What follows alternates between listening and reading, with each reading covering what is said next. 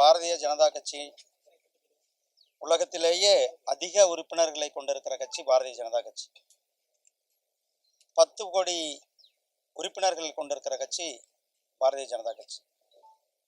அப்படிப்பட்ட பெரிய கட்சியில் கடந்த 2ஆம் தேதி அன்றைக்கு மாண்புமிகு பிரதமர் திரு நரேந்திர மோடிஜி அவர்கள் உறுப்பினர் சேர்க்கை முகாமை தொடக்கி வைத்திருக்கிறார்கள்.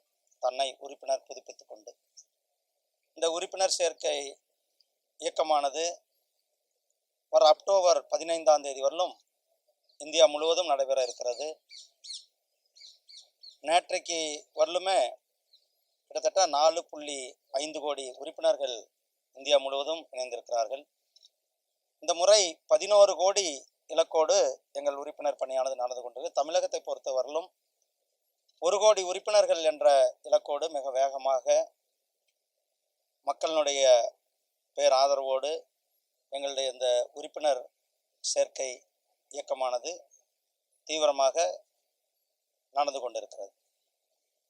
நீங்கள் ஒரு விஷயத்தை பார்க்கணும். 2014க்கு முன்னாடி எப்படி இருந்தது, 2014க்கு பிறகு எப்படின்னு. 2014க்கு முன்னாடி மீனவர்கள் மேலே தொடர்ந்து துப்பாக்கிச்சூடு சம்பவங்கள் நடந்தது. ஆனால் மாண்புமிகு பிரதமர் திரு நரேந்திர மோடிஜி அவர்கள் வந்த பிறகு ஒரு துப்பாக்கிச்சூடு சம்பவம் கூட இன்றைய வரலும் கிடையாது. மீனவர்கள் கைது செய்து அவர்களை அழைத்து செல்லும் உடனடியாக மத்திய அரசாங்கம் தலையிட்டு, வெளியுறவுத்துறை தலையிட்டு அந்த மீனவர்களை நாம் பிடித்து மீட்டு கொண்டு இருக்கிறோம். தொடர்ந்து இது மீனவர்களை இன்னும் இதிலிருந்து இந்த எல்லை தாண்டுதல் இந்த பிரச்சனை எல்லாம் இல்லாமல் இருக்கிறதுக்காக மீனவர்களை ஆழ்பிடி மீன்கடலில் மீன் பிடிக்கிறதுக்கு ஊக்குவிக்கிறதுக்கு கிட்டத்தட்ட 1,30,00,000 ரூபாய் பெருமானம் உள்ள அந்த போட்டு கூட மத்திய அரசாங்கம் மாண்புமிகு பிரதமர் திரு நரேந்திர மோடிஜி 60% சப்சிடி கொடுக்குறோம். அது இன்னும் 30% பேங்க் லோனும் கொடுக்குறோம். ஸோ ஒரு 10% அந்த பெனிஃபிஷரி போட்டால் போதும். இது இந்தியாவிலே அதிக பயனாளிகள் வாங்கியிருக்கிறது நம்ம தூத்துக்குடி, திருநெல்வேலி மாவட்டத்தை, கன்னியாகுமரி மாவட்டத்தை சேர்ந்தவர்கள் தான். ஏன்னா நம்ம ஆழ்கடலுக்கு போய் மீன் பிடிக்கும்போது இந்த எல்லை தாண்டுற பிரச்சனையும் இருக்கக்கூடாது என்பதற்காக.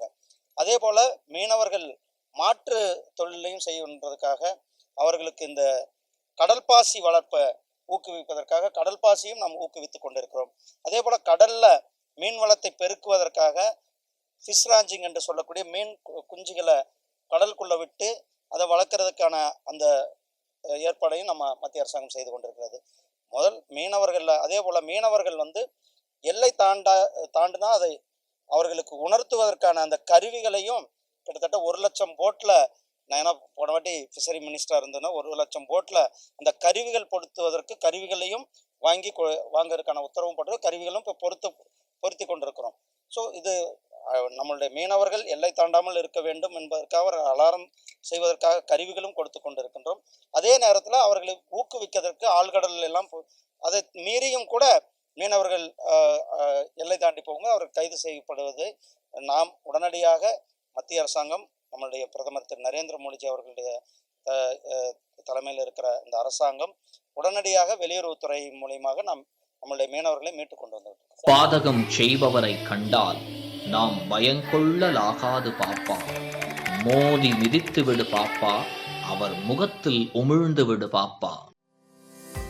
அண்மை செய்திகளை உடனுக்குடன் தெரிந்து கொள்ள இணைந்திருங்கள் இயம்நாடு தொலைக்காட்சியுடன்.